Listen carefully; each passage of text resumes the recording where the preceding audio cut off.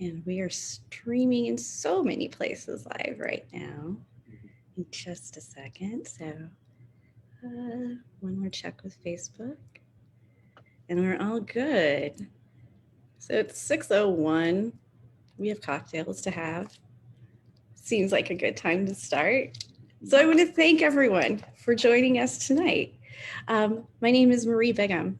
I'm the founder and executive director of ACCEPT, which stands for Admission Community Cultivating Equity and Peace Today. And I'm joining you from New Orleans, Louisiana, which is the ancestral and unceded territorial lands of the Chitimacha, the Homa, and the Choctaw people. We respect and honor their continuing presence in the homeland and throughout their historical diaspora.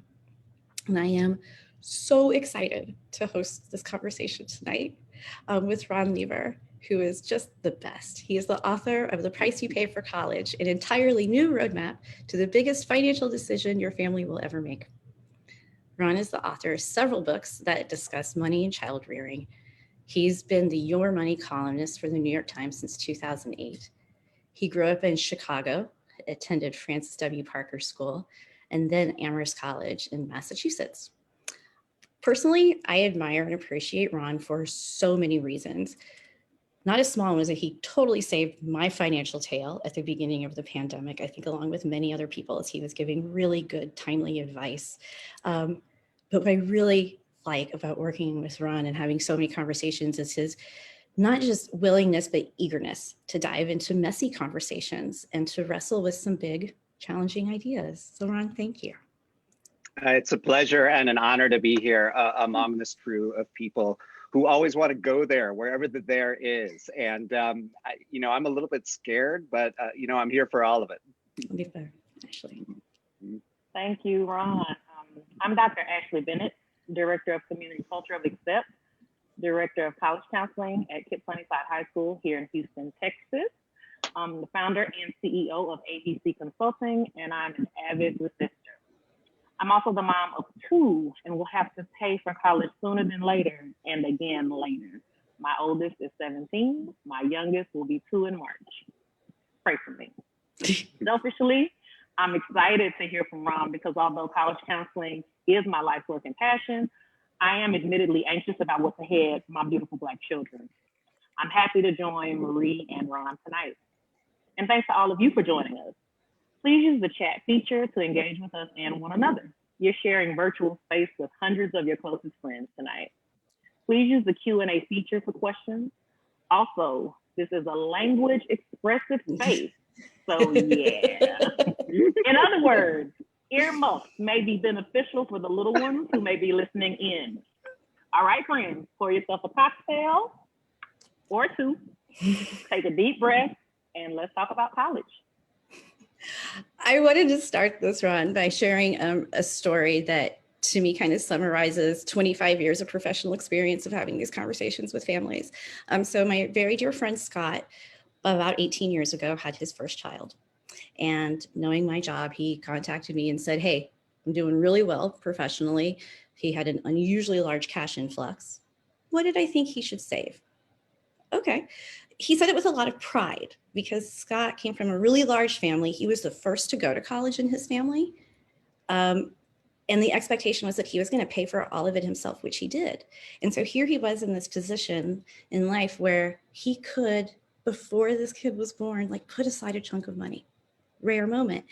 And like so many parents you talk about in your book, like his mantra was, I just want to do better for my kids. But he was in that position to really do that, which is really exciting.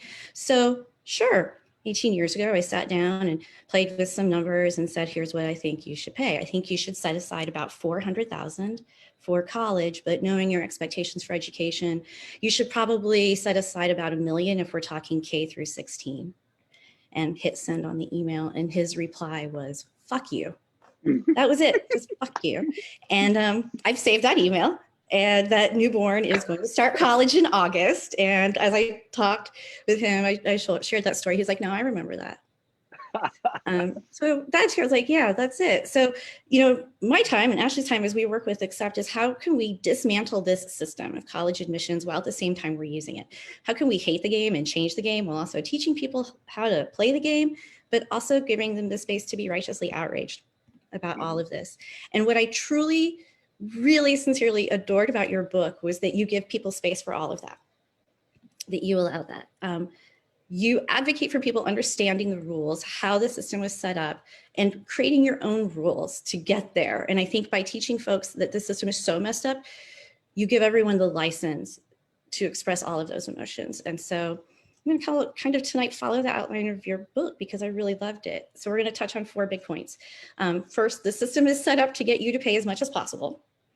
2, families and colleges are alike, are driven emotionally in their choices, and we'd all fare better if we just acknowledged and confronted those emotions head on and early on.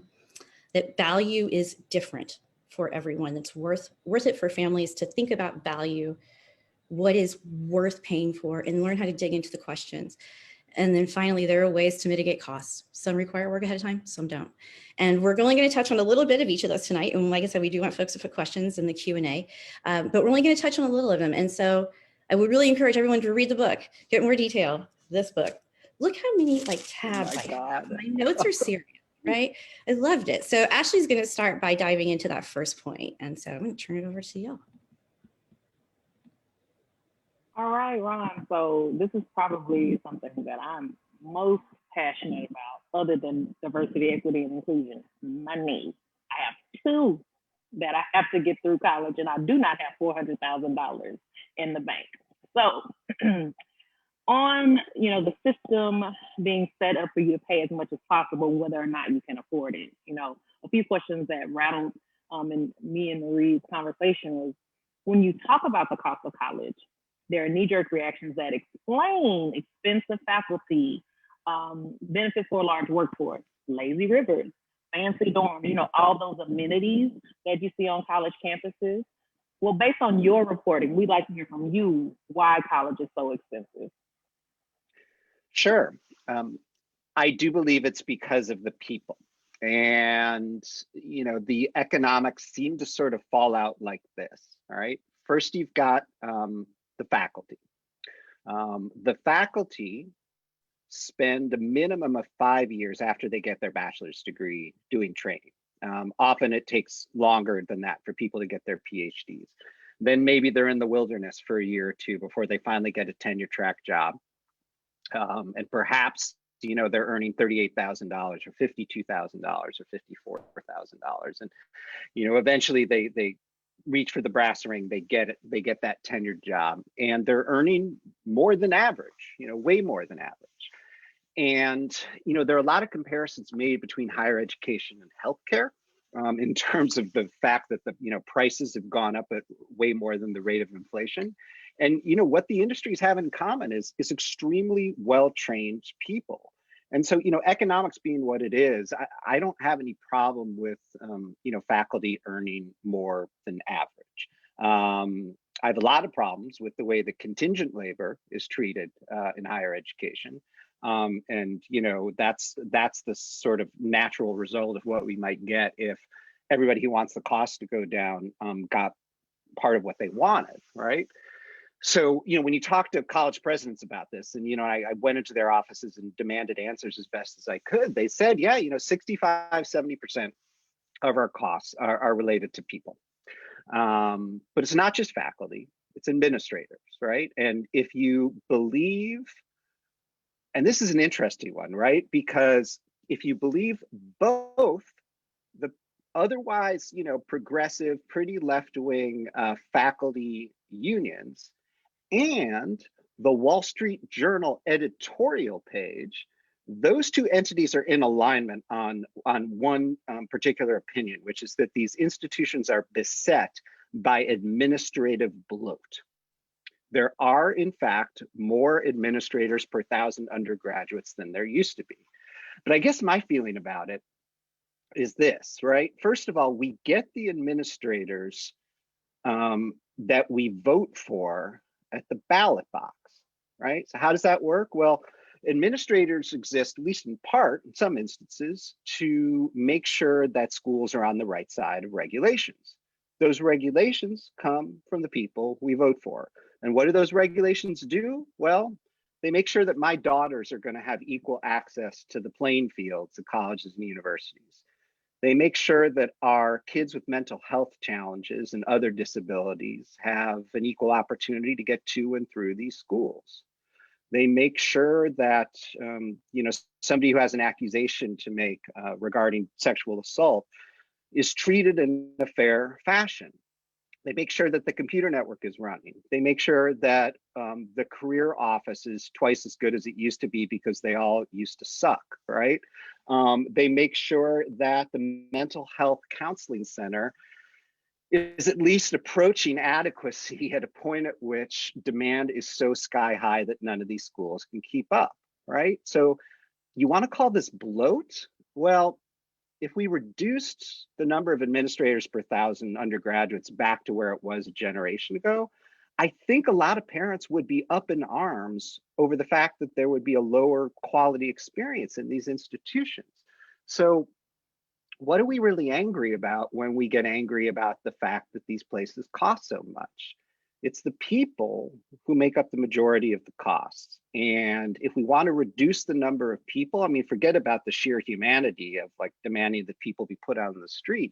If we wanted there to be fewer people there, we wouldn't be getting as much out of the experience, or kids would be required to do more themselves. And so, all the rest of it, right? The buildings, the lazy rivers, of which there are only like 22 that I could identify, at all of the 2,000 or 3,000 undergraduate institutions across this great nation. All the rest of it, is a fair bit of noise. The fact of the matter is that people cost a lot of money. Good people cost more. And I think if we're going to ship our kids off for 4 years, we want good people on the case. And so, I have trouble figuring out how that part of it gets solved for. Thank you for that. Since we now understand why college is so expensive, can we talk a little bit about scholarships? So you talked about how merit scholarships are neither meritorious nor scholarships. And so we'd like for you to go into depth in that point, please. Sure. One other thing I forgot about earlier is that it should not go unsaid that at the state level, the biggest reason that both list prices and net prices have gone up so much is because the subsidies from state legislatures have fallen, right? That should not go without saying. And boy, am I worried about what's going to happen in the next couple of years, because state tax revenues are, about to fall off of a cliff. So that is really, really concerning. So merit aid, I mean, where to even start? Let me start with the thing that I have the most trouble sort of sorting out for myself, right? And that's the equity component of this, right? I understand as a business. Well, let me put it to you this way. When I went out to report the price you pay for college, I wanted to get away from stuff that I knew. I didn't want to, go into schools with any kind of preconceived bias from, having looked at those schools and not wanted to go, or having dated someone from one of those schools, or having had, whatever bad experience, right? So, I got myself out of the Northeast. I got myself out of the Chicagoland area where I grew up, got myself, mostly out of California and other places where I'd traveled. I went to Minnesota, I went to Ohio, I went to North Carolina. And what I was trying to do was spend time in the part of the marketplace for traditional age residential undergraduate education where people's ability to pay full price was clashing with their willingness, right? So, Princeton University doesn't have that problem. Caltech does not have that problem. Carleton College, I looked into the eyes of the president there and I smelled fear, right? They are not having to do merit aid yet, but it is all around them in Minnesota. Every school in Ohio has to do it now. Just about all of the private universities in Pennsylvania.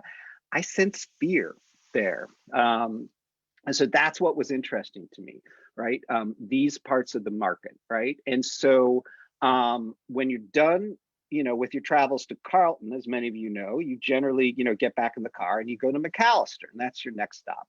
Brian Rosenberg, the former president there, is an extremely candid fellow, and he was in his last year. So he was especially candid with me.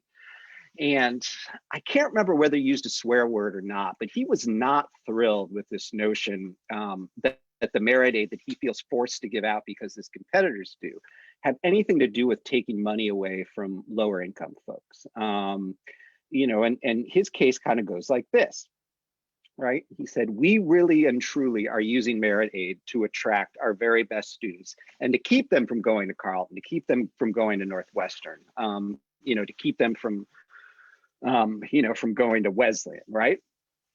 And he said, we can prove with data that, the student whose family makes $500,000 a year, right, has the ability to pay, that family that would otherwise have gone elsewhere, is now coming to Macalester at $50,000 instead of $72,000. And they are cross-subsidizing a low-income family that we would otherwise not be able to afford to have here. And we can prove that, with before and after data, that we did not, lose any significant number of Pell Grant students, that are equity, that our socioeconomic diversity essentially remained the same after we started getting more aggressive with merit aid.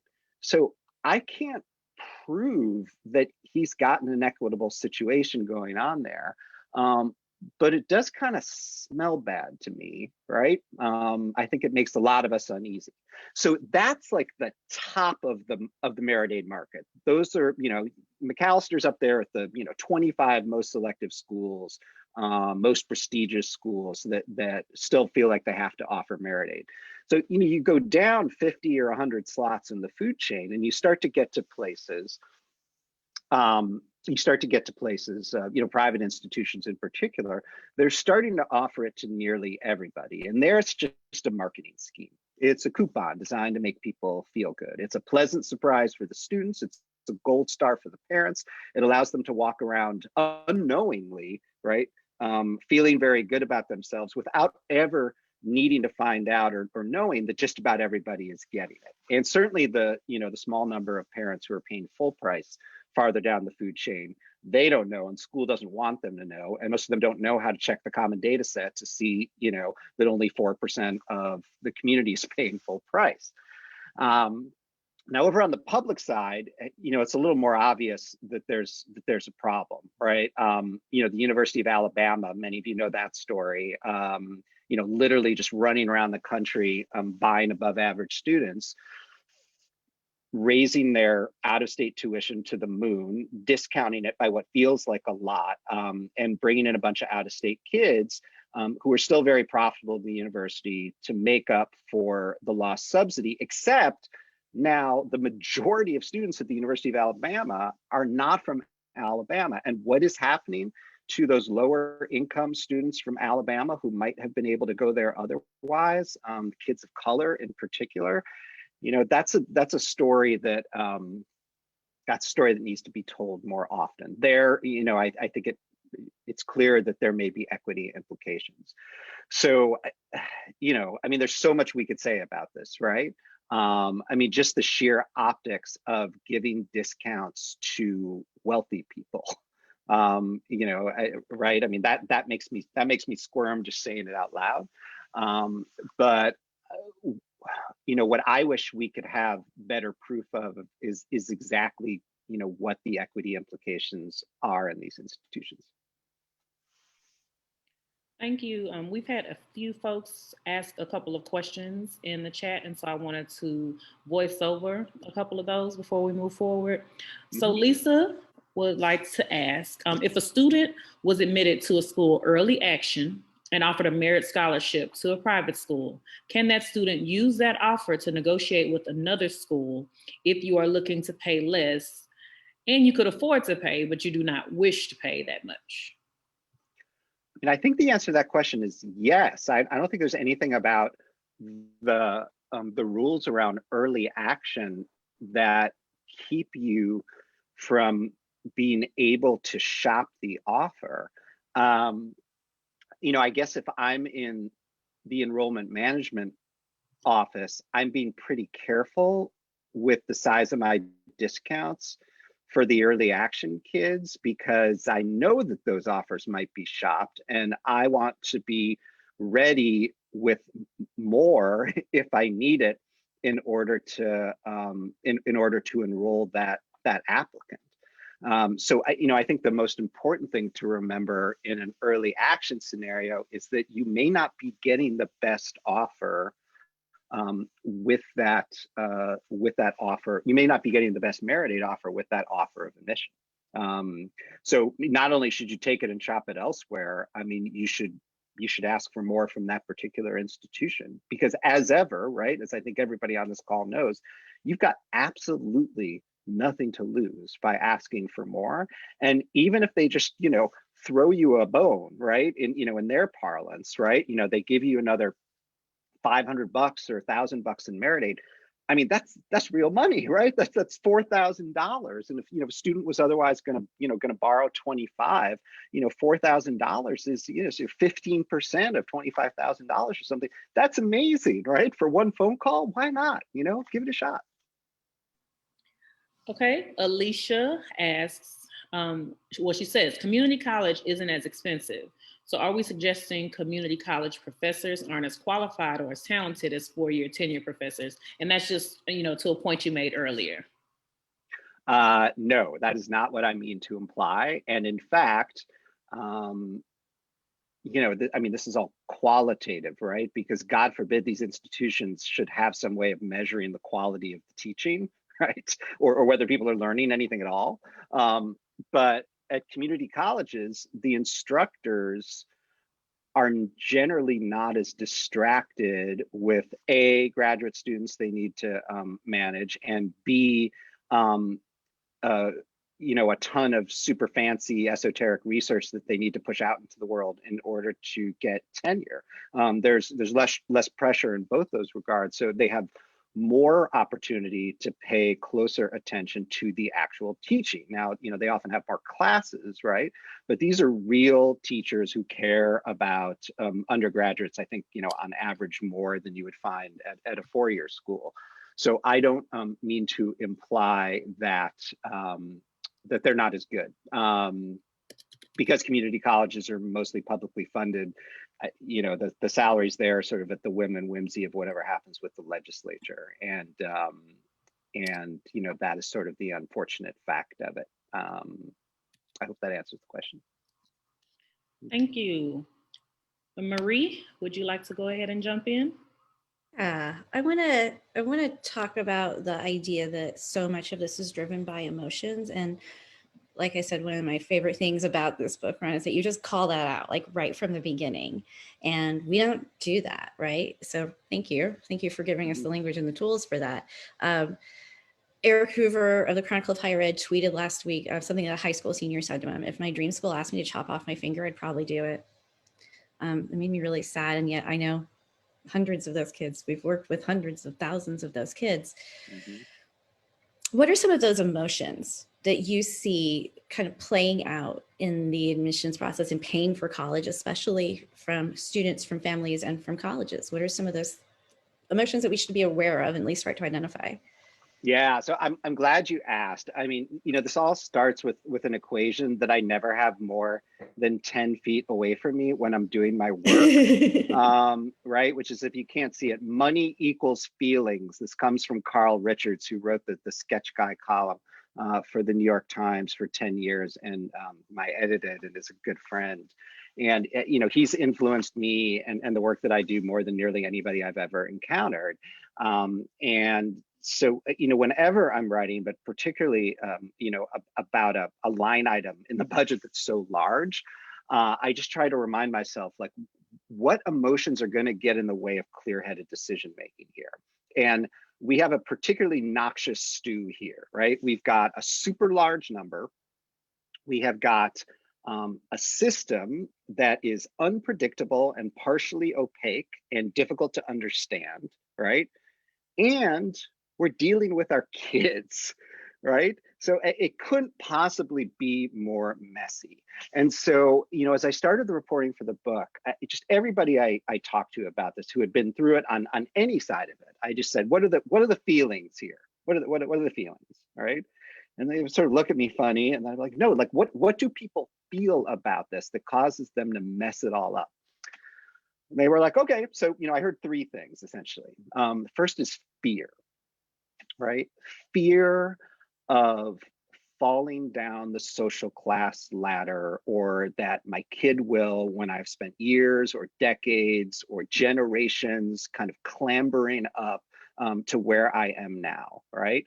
If you believe the Raj Chetty data at Harvard, there's like a 50-50 chance that our kids will do better than we will economically. So maybe that's not their goal, right? Maybe money is not everything or even close to everything for them. Time will tell, but we worry about this. There's fear that, if we make the wrong choice, that if we pick the wrong schools to apply to, that it will all be our fault as the parents for having done it wrong. And then we just, we fear for their safety, right? They're going off on their own. We're not sure they're ready. We're worried that we've done it wrong all along. We fear that they won't be able to hack it. We fear them being far away. We fear them being too close. We fear spending too much. We fear spending too little, sometimes all of it at once. The second big feeling is guilt. Guilt that we do not earn enough. Guilt that we did not save too much. Guilt that we spent too much on ourselves. Guilt that we chose the wrong suburb, the wrong neighborhood, the wrong nursery school, the wrong kindergarten, the wrong middle school, the wrong high school, the wrong independent college counselor. We feel guilt that we may not be able to do as much as our parents may have done for us. Or if our parents did nothing for us, we feel guilty that we are not going to be able to do everything for our kids the way that we always intended, to try and make up for the fucked up feelings that we have about the fact that our parents didn't do anything for us in this particular circumstance, right? Guilt. So, and I'm Jewish, right? So it's like, guilt everywhere. As right? as someone who was raised Catholic, is Asian, Yeah. and thought I was Jewish for like 6 months, like I've cornered the market, and I am impervious to guilt. But I also have children. I don't have kids, so Yeah. sorry. Go ahead. So part of what I'm trying to do is just like bring people back from this guilt trip that they often send themselves on for no good reason. And then the third one is snobbery and elitism, which are, not the same thing, I guess, but, pretty close cousins. This manifests itself in so many ways. I was talking to just an incredibly amazing young woman from Maine, and there was this terrific school in Pennsylvania that she really wanted to apply to, a top tier school, and she didn't want to apply to it because like the kids in this Portland suburb didn't know what it was, right? Like, how does this happen to people, right? And then there are the parents, right? They managed to get into ye old alma mater 30 years ago, back when ye old alma mater accepted a mere 26% of its applicants, and now it accepts 6% of its applicants or 2% of its applicants.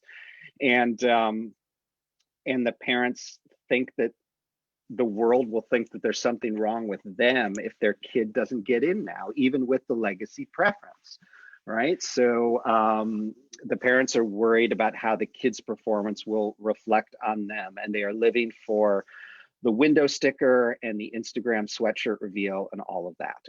Or, right, even if parents have kind of gotten over themselves about all of this stuff, they're worried about how the people, the snobs and the elitists in the marketplace, essentially who are the snobs and elitists who are purchasers of 22-year-olds out in the market, right? How they're going to feel, right? The person on the law school admissions committee at Northwestern, the person who is keeping track of the applicants for the anthropology PhD program at the University of Chicago, the person hiring investment bankers at Morgan Stanley, the person at Y Combinator in the Bay Area who's deciding which genius 23-year-olds are going to get their startups funded. Teach for America has become, it's like harder to get a gig there practically than it is to get to Harvard, last I checked. And so parents worry about how the other the snobs and elitists out in the world, they're not snobs and elitists. They're just worried about the other snobs and elitists closing off, access to their kids. So all of that, mixed together can cause us to make some pretty nutty decisions, up to and including, nudging or shoving our kids towards particular institutions that might not actually be right for them and might cost a whole lot more than we need to spend. It's funny. I always think about like other moments in life where that outward appearance, the huge amounts of money, all these unspoken pressures suddenly come to play. And the only thing I can think of that carries as much that emotional heft is wedding planning.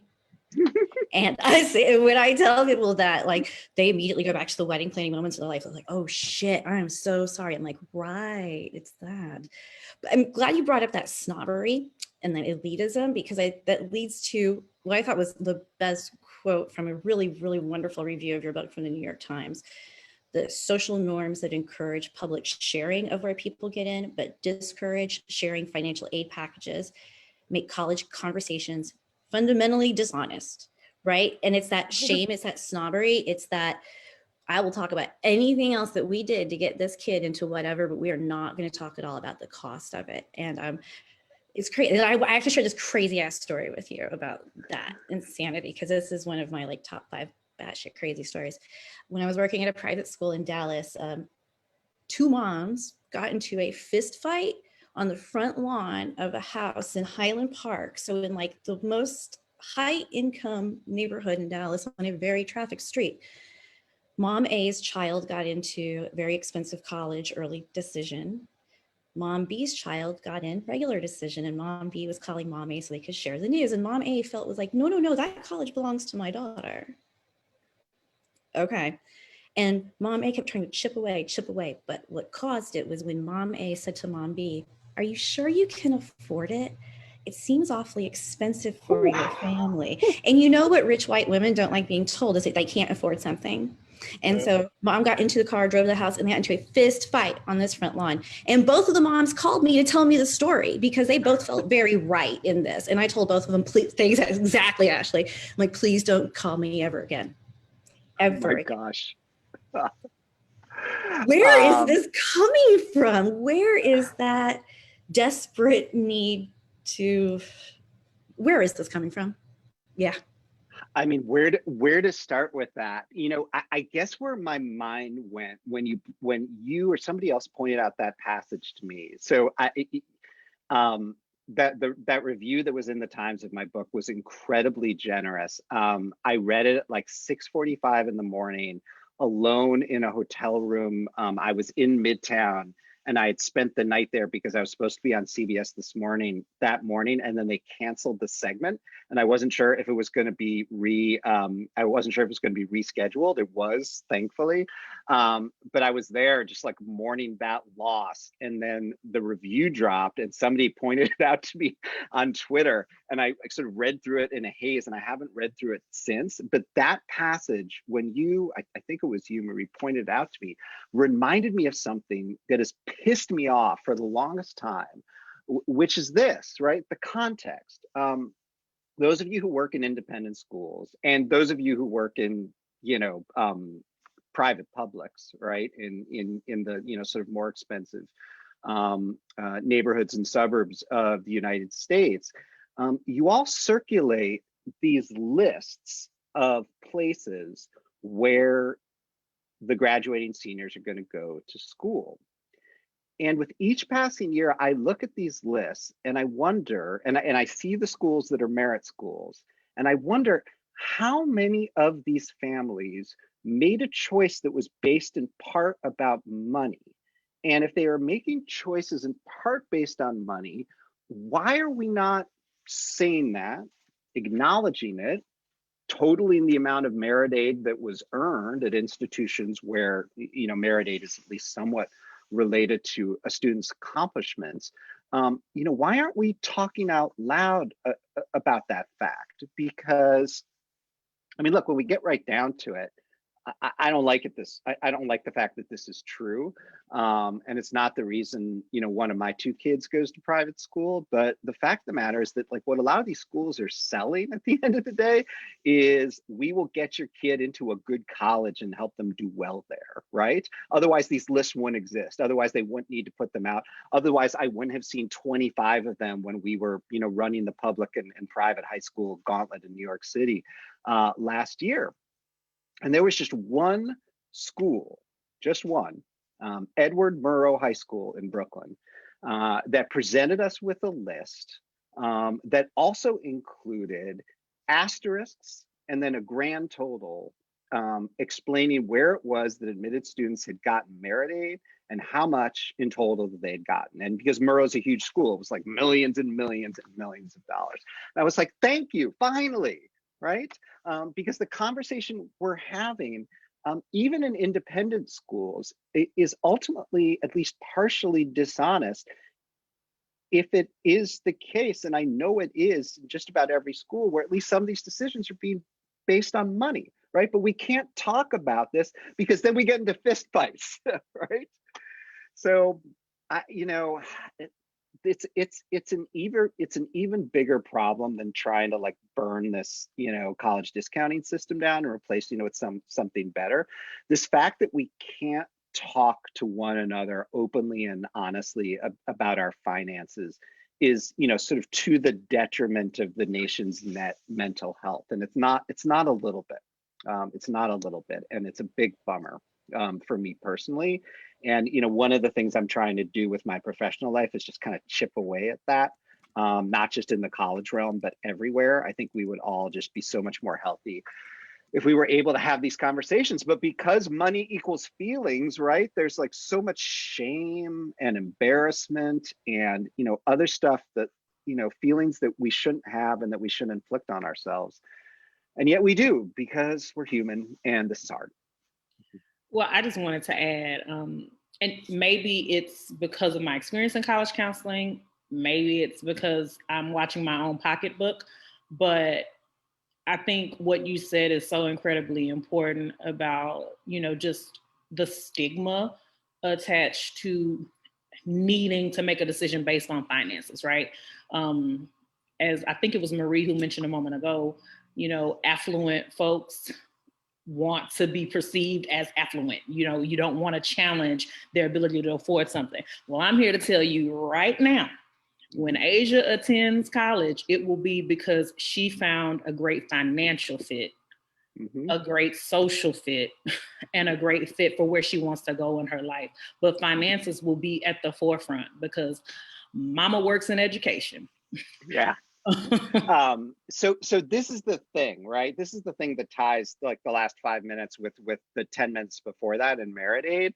Some of you may listen to a podcast called The Crush, which is, sort of an open, honest conversation about all aspects of admissions. And the host said something really profound that I put in the book. And he said, the reason why merit aid works, right, is that and why it works better than need-based aid does, and why a lot of schools use merit to satisfy demonstrated financial need, is that like nobody wants to be acknowledged or recognized or called out in public for their need, right? They want to be called out and recognized for their talent, for their virtue, for their performance. And so, it's the whole thing is just a head trip. And I totally get why it works and why it's so. And we just need to keep saying so in public, right? On podcasts, here on these calls, to our readers, to the families that we counsel. This is an emotional process where the pricing is itself emotionally manipulative. And, that's not to cast aspersions on the people who pull the levers here, right? They didn't invent the system, they inherited it. And, this is a business and effectively. And, John McGee, who is a longtime administrator at a small liberal arts college up in Minnesota, said this in his book, Breakpoint. He said, basically, like, what do you expect from us, right? Like, we can't change these institutions on a dime. We can't change the tenured faculty. We can't change the buildings. We can't change our reputation. We can't change the kinds of students that show up here. But pricing, we can change pricing, right? We can change pricing tomorrow. We can change pricing for this student, but not that student, right? And that's just how it works. That's just how it works. And people need to know how it works. I have one more kind of big picture question, but there are so many outstanding questions in the Q&A, and many of them are very like nitty gritty. So I'm going to ask like one more philosophical one, and then we're going to turn it over to Ashley and all these outstanding questions in the Q&A, and we'll work through those.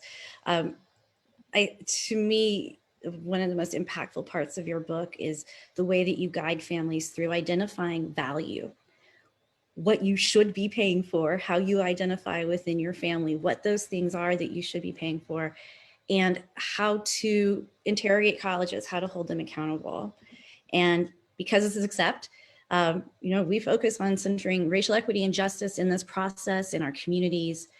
And so many of the points you brought up in that section speak to equity and justice. And I want to talk about one chapter that is all pink ink to highlight the entire chapter.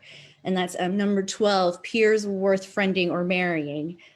Because you described this really misguided attempt at Duke to diversifying dorms that had a pretty terrible reaction or impact on the students of color.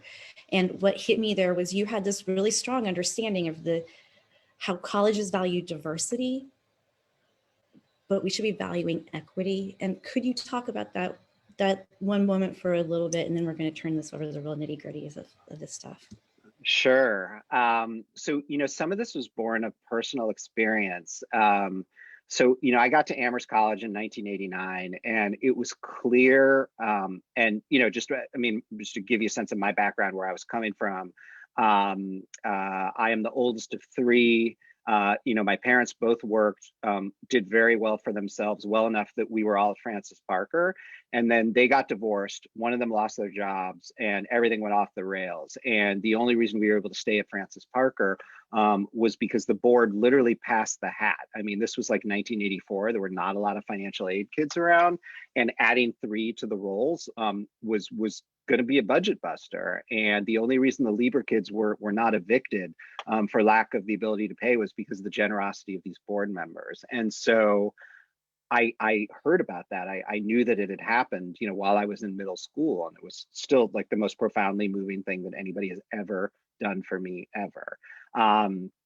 And my mom and I learned the financial aid system, as we were applying. And every year she flew out at, not insignificant expense to our budget to beg Joe Paul Case, or Saint Joe, as we know him. Many of you are familiar with him because he was at Amherst for like 30 years, for more money. And he always managed to, to come up with some.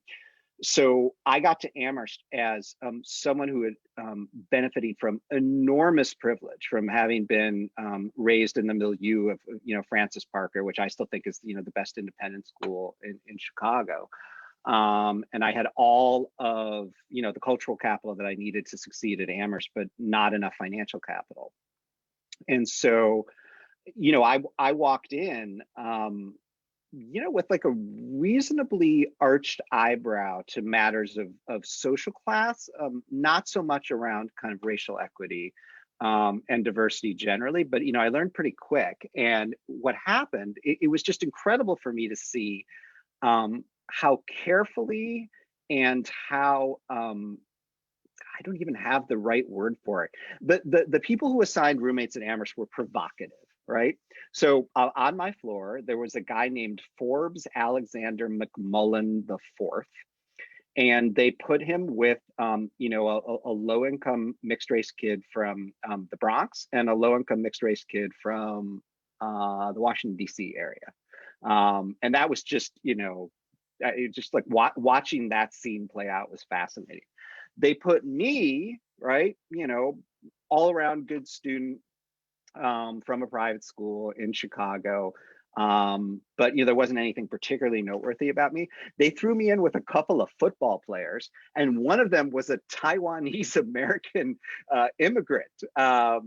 And so I didn't know any football players. I certainly didn't know any Taiwanese American strong safeties, for whom English was not a first language. And the whole thing just blew my mind, right? And so I thought, wow, this is pretty cool that this is what they do here, right? And it was only, I guess I should be embarrassed to say it, right? It was only while doing this work when I started to kind of get radicalized to the notion, like, wait a second, how did it feel for Tony Wong to be responsible for like me having a better understanding of other people's cultures? I mean, I hope I taught him something about like what it means to be Jewish, right? Or what it means to be from the Midwest. But clearly he was doing more work in that relationship than I was. And Ari and Anthony were doing more work to educate Forbes, Alexander McMullen, the fourth, than Forbes was doing. And sure enough, I started to think, well, wait a second, right? All of these people are pairing off in these admitted student Facebook groups and setting themselves up as roommates at all of these schools. And isn't something being lost in the process when people are not kind of forced to live with somebody random or live with somebody who's different from them? Because inevitably, the people who are pairing off in the Facebook groups are a lot alike. And so Duke University eventually decided that this was really bad, right? And they wanted to randomize the process. But the problem you run into there, right, is that then, by then, the increasingly empowered, teenagers of color coming to Duke were like, wait a second, right? You're forcing us to perform uncompensated labor in our bedrooms as part of your diversity initiative for white people. What's up with that, right? And it's not meant to be a rhetorical question. And at the end of the day, I didn't have a good answer for it, right? Like, what is the best way to do this? And the best I could do for readers, and I'd be curious to hear the perspective of others, either like in the Q&A or offline. The best I could do for readers was just say, hey, wait a second, like this is a thing, right? And if part of what you're buying here is diversity, and you should be paying more for a more diverse environment if you can find it and seek it out, however you define that, you should find out how your school feels about this. Because if it's like, letting all the white people pair off on Facebook over the summer, that says something about its values. And if it's not allowing it, that says something about its values too. And you should ask the institution the uncomfortable question about this and give it an opportunity to explain itself. Because if it doesn't have a well-articulated response, then it's probably not thoughtful enough about matters of difference. I appreciate that so much. Ashley is going to talk with you about some of the nitty gritty, the real, how do you do this questions, and I'm going to tackle some of the Q&A as well. Thanks, Marie. So as I mentioned earlier, I'm a sister mom to my 17-year-old sister as a result of my mom's passing. So of course that meant my husband and I didn't have the opportunity to save for Asia once she came to live with us. And so, of course, our college conversations look a little different. So, of course, financial fit, as I mentioned earlier, is a major factor. But I'll tell you, as a Black woman, as a Black mother, I am increasingly getting more and more concerned about sending my children away. And so I wonder, how do you think you reconcile best financial fit and best social fit? And I ask because most of us on this call know that the well-endowed colleges typically are the affluent white elite colleges. And in my experience, that's just not always the best place for a student of color. So I worry that Asia will get presented with opportunities from some of those schools, and they may be more attractive to her, but not necessarily a good fit for her as a young Black woman. So can you speak to that? Sure. Well, the word I want to seize on, in your question is the word attractive, right? Why are they attractive to her? And it gets back to two of the most kind of like foundational questions in all of human existence, and I think they apply here too, right? What is the definition of success, and how much is enough? Now, you as a parent figure for her, may have your own opinion about this. Your spouse, if you have one, may have their own opinion about this, and she may have her own opinion about this. It's not possible to have a successful shopping experience unless the three of you are in some kind of alignment, or at least have agreed to disagree on those definitions, right? And then it goes further. You know, the thing that I kept coming back to early on in the reporting process was that I didn't actually have like a clear definition of what college was to the people who were shopping for it. And I think they had a very clear understanding of it either. So I kept asking, like, what is the point of the exercise here? Like, what are you actually trying to accomplish with what may be, you know, a more than $300,000 expenditure? Because people just, you know, sort of see it now as a rite of passage. You know, the students who are middle class and above see it essentially as an entitlement, right? It's just like a stop along the way. And if they haven't talked with their parents about money, they don't really understand, you know, just how significant of an impact it can have. And so, so I kept hearing the same three things over and over. College is about the education, right? It's about having your mind grown and your mind blown. It's about having your brain disassembled by expert practitioners and then reassembled into a greater version of what was there before. Number two, college is about kinship. It is about finding your people, the people who will, you know, lift you up and carry you through life, and, you know, carry your casket and like lift you up on a chair when you're dancing the hora at your wedding, and like all of it in between.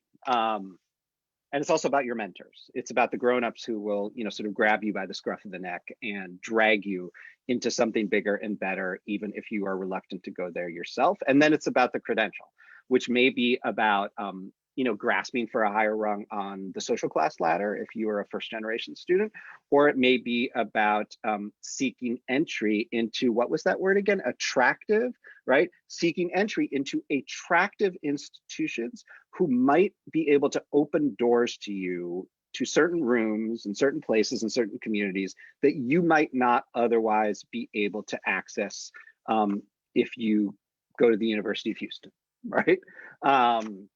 Because it's a far away school that is attractive. And so the other thing you've got to do as a family is figure out, like, do all three of these things actually matter to me? Does only one of them actually matter, right? And if all three of them matter, are they equal pieces of the pie, or are some like much bigger than others? And until you do that, you don't really know what you mean when you're talking about attractive. And only then, right, can you begin to get a better sense of like what it is you're buying and the relationship between things like financial fit and social fit. So, you know, that's not, it really isn't an attempt to dodge the question. It's just a reminder that I think we have to encourage everybody that we encounter, and our own kids and ourselves, you know, to ask ourselves the fundamental questions first, because otherwise we don't actually know what it is that we're shopping for. Like, who is she? What does she actually want, right? And if she doesn't know what she wants, how can you help her get there before you go shopping for this crazy expensive thing without knowing what you want to get out of it? I appreciate that. I just wanted to say, I saw a question in the chat. When I said attractive, I meant attractive to a 17-year-old. And so we know that's fleeting. Who knows what it'll be tomorrow? But mostly, you know, the big name schools and the bells and whistles and all those things that students really like when they visit a campus and they see the campus. But of course, we know it's so much more involved. So I really appreciate your insight there. Wanted to jump into a little something else, quite the conundrum we have in this profession. How do we balance being honest with students about admissions requirements, expectations of them, but we don't want to add on to the stress that they have to perform and commit and overschedule themselves and participate in all of the clubs, right? So how do we inform our students, but also support them? Thank you for asking that question. I am in a lot of trouble with adolescent psychologist Twitter right now, because let's see, this was, I guess, about 7 days ago. We published an excerpt, or really an adaptation from the book in the New York Times. And I made, or thought I made, or attempted to make the case that we should be sitting down with our rising ninth graders before they start high school to let them know that their high school grades could be worth $100,000 in discounts, because those are the facts of the matter. And a lot of people are really mad about that. And they are making the case that this is information that we should actually and deliberately hide from teenagers. So I'm not even sure I can debate team this one. I guess the sense that they have is that there's already so much pressure on so many of these kids on average that telling them that their grades are worth a lot of money will, push some of them over the edge. And I wasn't trying to make a blanket statement about everybody. But the fact of the matter is that, this information is out there. It's available to kids. They will find out about it from their older siblings. If you live in Florida or Georgia or, other states that have, for at least a couple decades had scholarships at the state universities that are dependent on GPA and test scores. This is something you just know, right? It's in the air. Kids who play competitive sports in middle school know which teams they have to make in order to stay on track for a potential, Division I scholarship. And also, right, anybody who takes the PSAT and doesn't check the don't send me mailbox, they're going to get email from colleges with subject headings like show me the money. Right? I mean, literally the mail comes and says, a good student like you can get, a financial aid package worth X, right? So the schools are literally all up in our teenagers' inboxes with this stuff. And so my feeling about it is that it is only fair in most instances for kids who are not subject to, extremely problematic anxiety diagnosis already. It's only fair to tell them the rules of the game that they are about to play, because otherwise they're going to find out about it later, and they're going to be really mad that we didn't think enough of them to trust that they could handle it. All right, so that is my concern on the back end. Now, there's an important caveat here, right? Grades are worth $100,000 discounts. If the food chain looks like this, right? What I'm saying is that, like, your grades, could be worth $100,000 here and would allow your family to afford here. And, if you don't get the good grades, you'll probably get the $100,000 discount down here, maybe up here, right? Now, is that the end of the world? No, of course not. Of course not. And there are all sorts of kids who will go to all sorts of schools and have amazing experiences. But at the end of the day, I have a daughter who just started high school. And I was just, I shouldn't say anything more about, the quality or state of her mental health. But, there is no 14-year-old or 15-year-old, particularly right now, given that they've all been shut in for months and months. There isn't a single teenager, a single ninth grader who isn't struggling in some way. And yet, to me and my wife, it was not a close call. We just could not live with ourselves if we didn't give her access to basic information about her future and success and how the world works.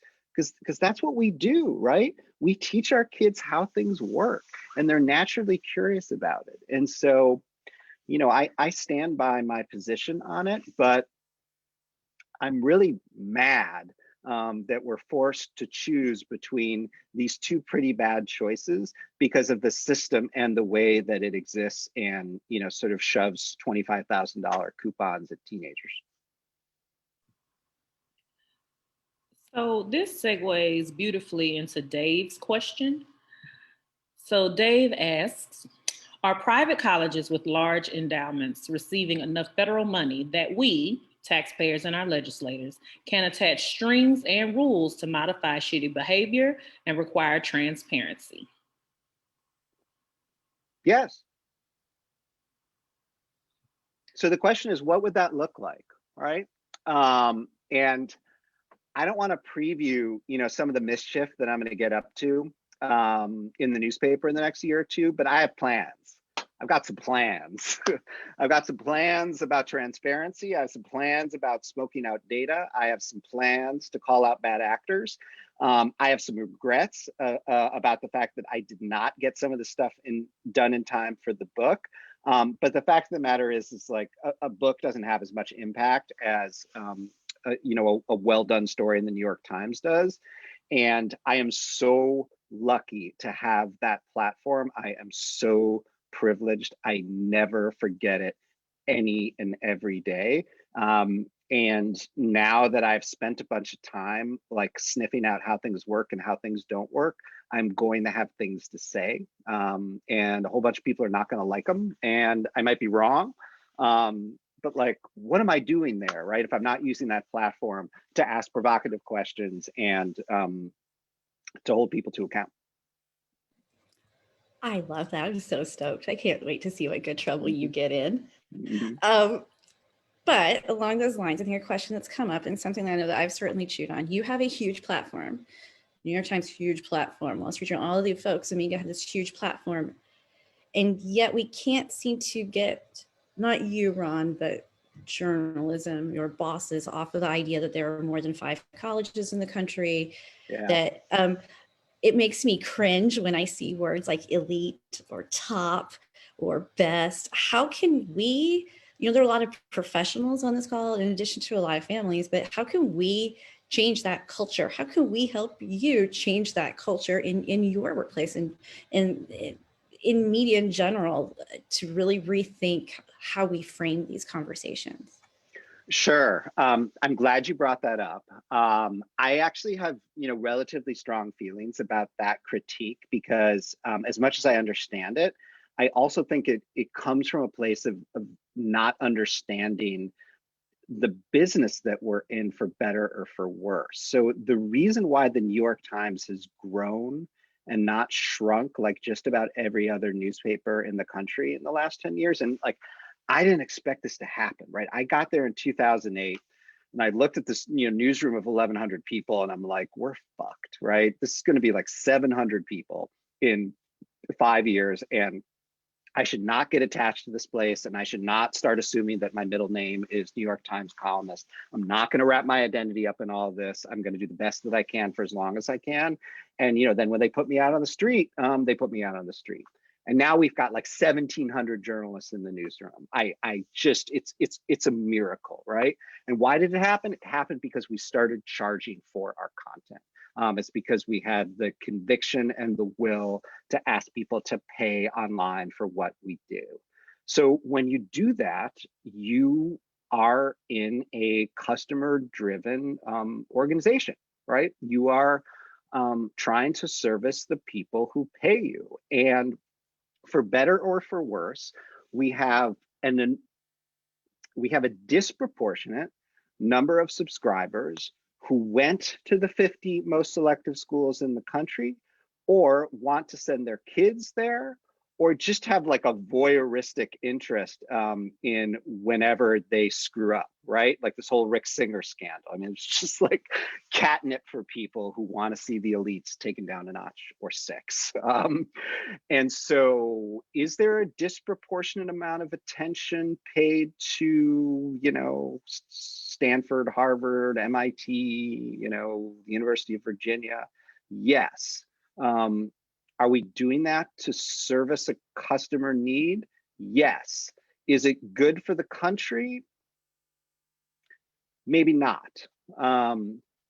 But I think the stories that we do, and there are a lot of them that have nothing to do with the top 50 most selective institutions, I do think make a contribution. And, all of my colleagues do these kinds of stories. And, but I mean, let me just toot my own horn just a little bit here, right?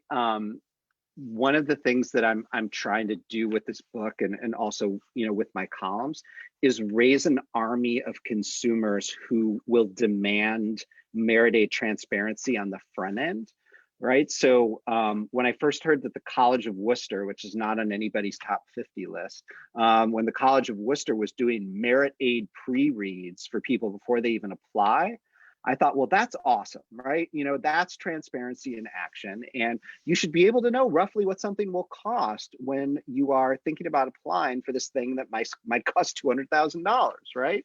And then, you know, 6 to 12 months after I first learned of that, or 6 to 12 months ago, Whitman announced that it was going to do the same thing. When Whitman sent me the press release, they said, we're the first in the country to like, da, da, da, da. Like, they didn't even know that Worcester was doing it. That's how sort of obscure and radical the idea of this basic transparency is, right? So I put that stuff in a column, right? And I put it in the book.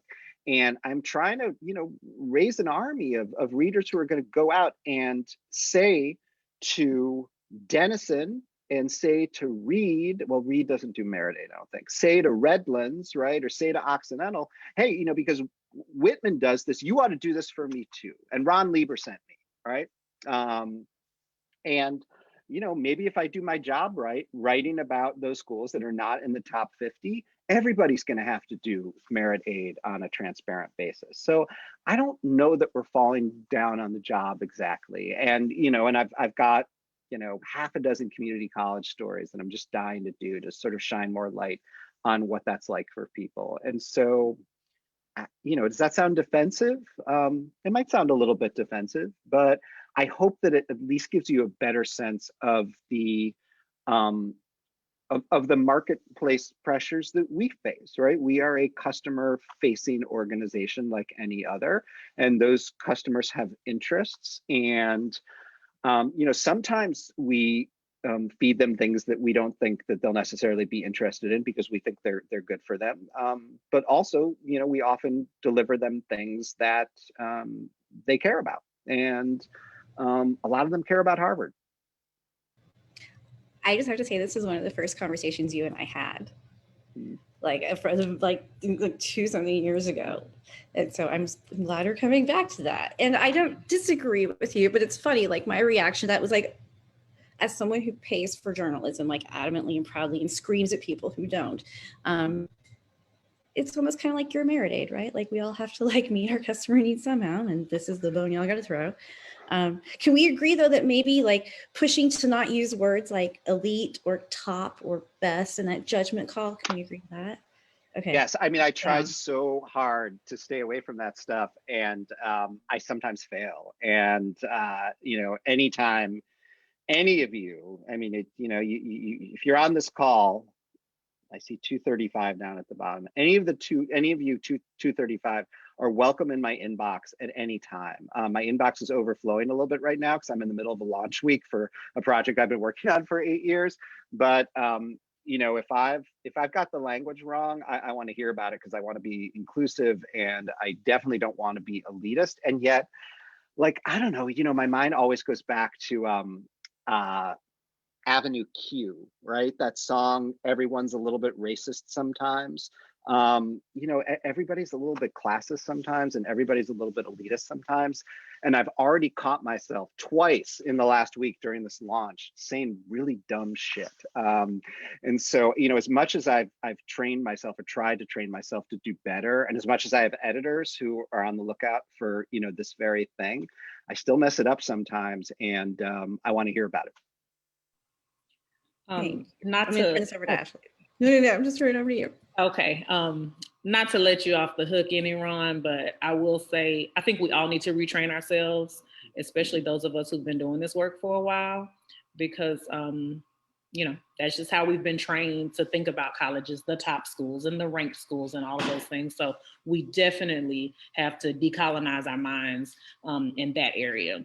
I do want to shift a little bit because I want to make sure we get to the COVID related questions that we have and that I've seen in the chat. So just an overall question, you know, for students who are filling out the FAFSA, TASFA, CSS profile this year, and a lot of families are filling them out for the first time, how can they I mean, this year has been, well, 2020 has been such a mess, just across the board, but especially when you think about families' finances. And so how can they be truthful and honest on these forms while also accounting for the fact that they really struggled as a family during COVID and during the wake of the pandemic? Yeah, I mean, this is a tricky one, right? Because if we're talking about need-based financial aid, in order to win an appeal or to get more money, you need to have had a significant change in circumstances. And the fact of the matter is that, I don't know, what is it, 85% of Americans are actually in better shape than they were 2 years ago, right? The stock market is up. If they've kept their jobs, then they're earning the same amount or more. They're probably spending less because people aren't going on vacation, quite in the same way. Maybe not buying clothes as much, not going out, and so those folks are actually doing better. The ones who are doing much worse are doing like way much worse, and they will find sympathy in the eyes of financial aid officers. So the hard part about this, right, is the emotional weight of what's gone on that can't be reflected in the desire not to spend as much or the fear about what the future may hold as the result of all of this. And if you've got a 17-year-old and a 2-year-old on your hands, right? I mean, it's just who could understand it better than that? I've got a 5-year-old, and the amount of sort of disrupted care and just like haggard, anxiety-ridden sorting of our lives, right? Even if our income hasn't been affected, right? Most of us are at least somewhat psychologically damaged by what's happened here. And so how does that play itself out financially? I mean, unfortunately, it doesn't on the need-based side. The merit side is completely up for grabs, right? Because all these algorithms that the schools have whirring in the background were not built to predict consumer behavior in a situation like this. And, everything is just, inside out. So what does that mean? To me, it suggests that you want to allow as many options as possible for yourself, right? People who asked me about this in the fall, I said, take a flyer, take more flyers, right? Take 15 flyers instead of 9 flyers. And I clearly wasn't the only one offering that advice, because between test optional and unpredictability around financial aid awards, you've got, Duke University now with, what was it, 10,000 more applicants than they did last year. They're going to take 4% in their regular pool. There was that headline out of UCLA a couple days ago that they got, what was it, 20% more applicants this year. Right? A lot of people are taking flyers, but that means there's going to be a lot of action in April and possibly into May and June. And you just don't know what sort of desperation you might see in schools that may not have been desperate in earlier years. And so, I hate to encourage people to think about it like opportunistically, because that feels wrong, right? I just encourage people to remind themselves that like so much is unpredictable right now. The more options you give yourself potentially, the more options you give yourself potentially. Thank you for that, Ron. I think this is a good opportunity to ask Sam's question. Sam is a financial planner who advises clients. No, sorry, he's asking you as a financial planner who advises clients. How do you advise a client who plainly sees on paper that they can't afford certain private colleges, but they don't want to disappoint their children, and they insist on going into debt, deferring retirement to be able to give their kids what they want? And I asked this because I believe it was Chris in the chat who said, parents often say, we'll figure it out. And then the students end up right back at home because you can't figure some things out. Yeah. So first, just to make it completely clear, I am not a trained professional. I'm not a certified financial planner. I haven't taken the exams, haven't taken the classes, but I'm lucky enough to be able to speak to some of the best people in the business. And so, you know, I've learned from them. And how do you address someone like that? You know, I guess the best way to do it is, you know, to try to ask as many pointed questions as you can about what it would have to mean to figure it out later, right? Because if you're signing up for, let's say, plus loans, right? You know, that's a long repayment period. And if you're 50 years old when you're doing this, that repayment period could extend into what you thought was going to be your retirement, right? And so what do we not know about the future? I mean, what do we know about the future is a better question. What we don't know about the future is that we don't know how long we will be able to work physically. We don't know how long we will be able to work from a mental health perspective. We don't know how long people will be willing to employ us or, you know, hire us if you know, we're independent practitioners. We don't know what's going to happen to the stock market. We don't know what's going to happen to Social Security, Medicare, and Medicaid. We don't know what's going to happen to the climate. We don't know what's going to happen to the planet. With all of that uncertainty, are you sure that what you want most right now is to add another, you know, 50, 75, 100, $150,000 of uncertainty to that? How is that going to feel? And how will it feel to your middle-aged child one day if they have to bail you out while they have little kids of their own and you're responsible for squeezing them into a sandwich? Is the difference between SMU and UT Dallas really so great that it's worth $50,000 or $100,000 of debt, right? I mean, it's one thing, right? So, you know, every situation is different. But those are the kinds of questions that I try to ask. I try to, you know, I try to ask people to imagine themselves 20 or 30 years hence as a burden to their children. And will it have been worth it if that is the situation that they end up in due to circumstances beyond their control?